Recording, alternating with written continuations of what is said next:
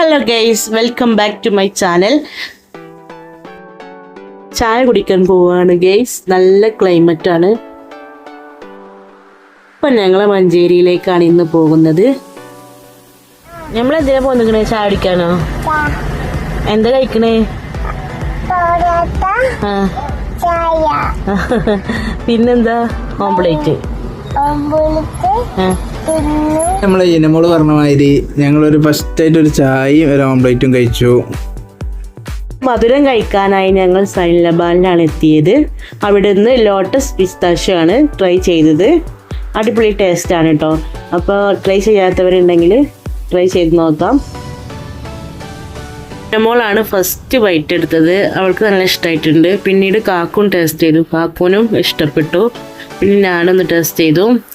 എനിക്കും കുഴപ്പമൊന്നും ഉണ്ടായില്ല. അടിപൊളി ടേസ്റ്റാണ്. വേറെയും വെറൈറ്റീസൊക്കെ ഉണ്ട്.